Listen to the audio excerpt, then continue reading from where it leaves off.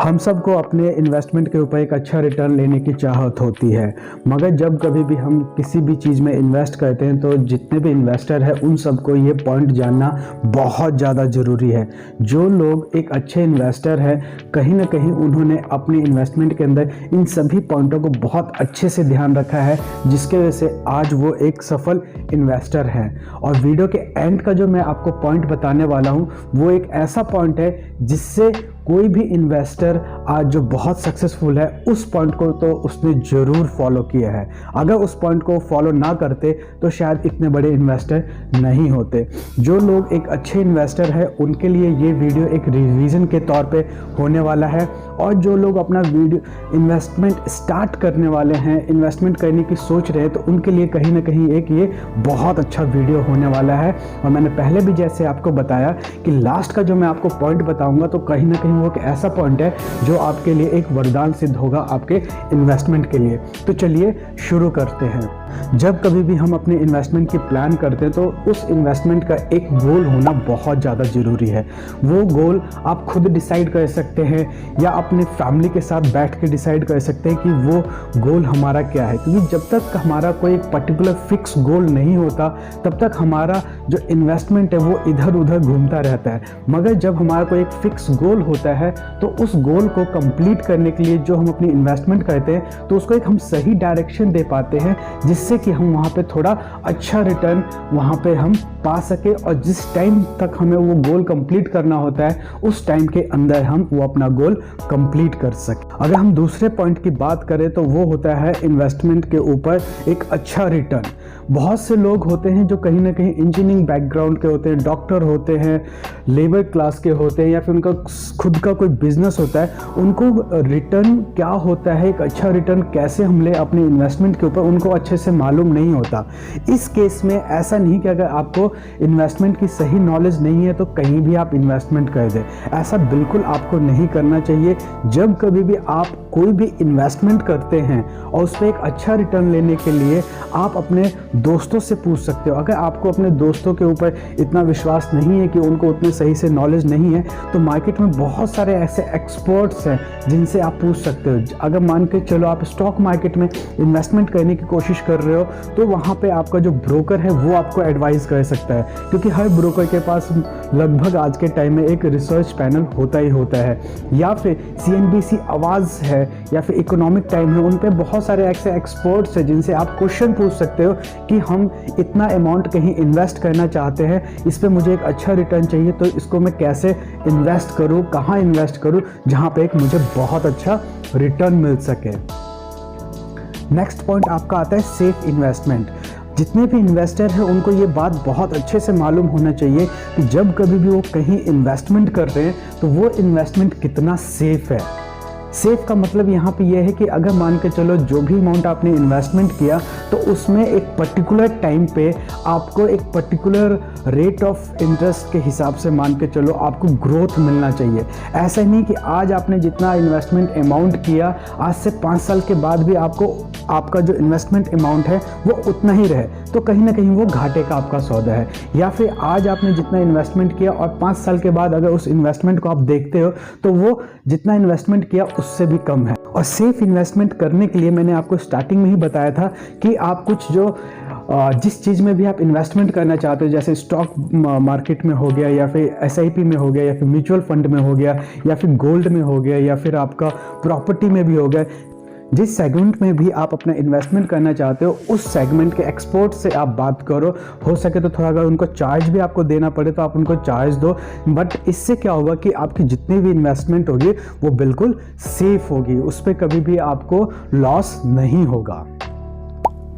अगला पॉइंट की अगर हम बात करें तो जितने भी हमारे इन्वेस्टर होते हैं उनको ये बात भी बहुत अच्छे से मालूम होनी चाहिए कि जब कभी भी हम कोई इन्वेस्टमेंट करते हैं तो उस इन्वेस्टमेंट में कभी कभी नेगेटिव इम्पैक्ट भी आता है। जैसे स्टॉक मार्केट में ही आपने इन्वेस्टमेंट किया या म्यूचुअल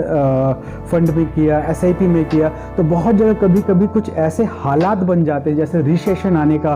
आप एग्जांपल ले सकते हो जो 2008 के अंदर रिसेशन आया था, तो उसके अंदर कुछ ऐसे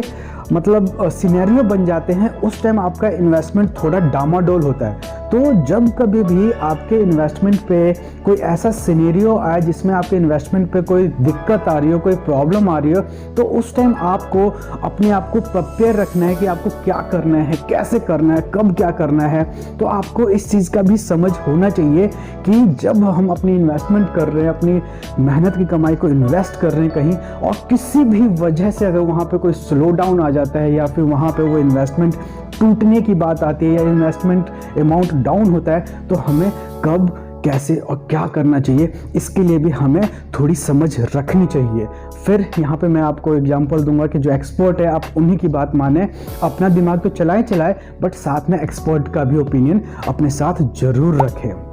नेक्स्ट पॉइंट है अपना इन्वेस्टमेंट जो हमने किया हुआ है, अगर किसी वजह से हमें कुछ ऐसी अर्जेंसी आ जाती है, उस टाइम अगर हम अपने इन्वेस्टमेंट को निकालना चाहे अपने कुछ इमरजेंसी काम के लिए, तो क्या वो क्लोज हो सकता है, नहीं हो सकता है। मान के चलो कुछ ऐसे इन्वेस्टमेंट होते हैं जिस इस इन्वेस्टमेंट के अंदर आपका लॉकिंग पीरियड होता है कि अगर आप उतने टाइम से पहले अपना इन्वेस्टमेंट अगर विड्रॉल करते हैं या क्लोज करते हैं तो उल्टा आपको प्रॉफिट के बदले लॉस होता है। तो हमेशा आप इस बात का ध्यान रखें, आप ऐसी जगह इन्वेस्टमेंट करें जहां पे जब आप इन्वेस्टमेंट करते हो और कोई ऐसी इमरजेंसी आए, उस इमरजेंसी के अंदर अगर आप अपना इन्वेस्टमेंट क्लोज करते हो तो आपको कोई वहां पे चार्जेस ना देने पड़े, कोई भी आपका लॉस ना हो, बल्कि अगर आपके पास प्रॉफिट आपको मिला है तो वो प्रॉफिट भी आपको एज ए रिटर्न वो उस इन्वेस्टमेंट के साथ ही मिले। आपको हमेशा ये कोशिश करनी है कि बीच में कोई भी ऐसा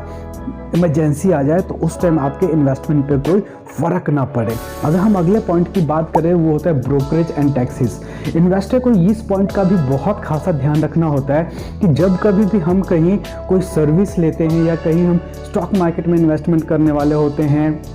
या म्यूचुअल फंड में या एसआईपी में या एफडीज वगैरह में, तो आपको पता होगा कि कहीं पे हमें कुछ ब्रोकरेज भी देना होता है और उसका टैक्स भी देना पड़ता है। जो हमारा प्रॉफिट होता है वो हमें टैक्स के रूप में भी गवर्नमेंट को देना होता है। तो इस बात का यानी कि ब्रोकरेज और टैक्सेस का आप बहुत अच्छा नॉलेज रखें ताकि आपकी जो भी एक इन्वेस्टमेंट है और जो आपको एक इन्वेस्टमेंट का रिटर्न मिला हुआ है उसके ऊपर आपको जब बहुत अच्छे से पता होगा कि हाँ मैंने इतना अगर प्रॉफिट लिया है तो इसके ऊपर इतना पोर्शन मेरा टैक्सेस में चला जाएगा, तो उससे आपको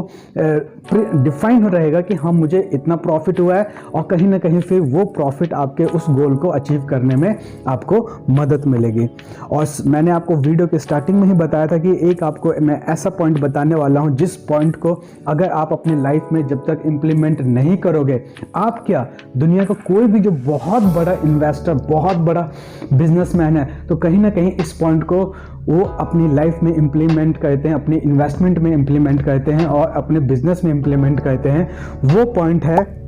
री इन्वेस्टमेंट ऑफ योर रिटर्न। जैसे कि जो भी आपने इन्वेस्टमेंट किया उस पर जो भी आपको एक रिटर्न मिला, अगर आपको बहुत ज़्यादा ज़रूरी नहीं है तो उस रिटर्न को भी आप इन्वेस्ट करें, क्योंकि पावर ऑफ कंपाउंड आपको पता होगा, बहुत सारे YouTube वीडियो में भी आपने देखा होगा। मैं आपको डिस्क्रिप्शन में किसी एक अच्छे वीडियो का लिंक भी दे दूंगा, वहाँ पे आप सीखोगे कि जो पावर ऑफ कंपाउंडिंग का है बहुत बड़ा मेजर रोल होता है एक अच्छे इन्वेस्टर के रिटर्न के लिए। क्योंकि जो हमने इन्वेस्ट किया उस पर एक रिटर्न मिल गया, उस रिटर्न को फिर हम कहीं जाके यूज़ कर लेते हैं। अगर हमें ज़रूरत है यूज़ कर ले तब तो बहुत अच्छी बात है, अगर बट हमें कोई यूज़ नहीं है तो आपकी जो रिटर्न है उसको भी आप इन्वेस्ट करें, तो कहीं ना कहीं जो आपकी कंपाउंडिंग, पावर ऑफ कंपाउंडिंग का जो फार्मूला है इसके ऊपर इम्प्लीमेंट होगा और आपके इन्वेस्टमेंट को एक बहुत अच्छा ग्रोथ मिलेगा।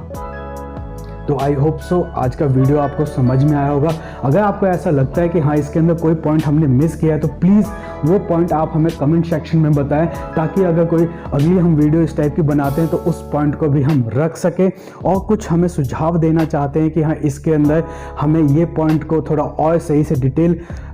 में बताना है, तो आप हमें कमेंट करें, होगा तो हम उस पर्टिकुलर पॉइंट के ऊपर एक पर्टिकुलर वीडियो भी आपको बना के देंगे।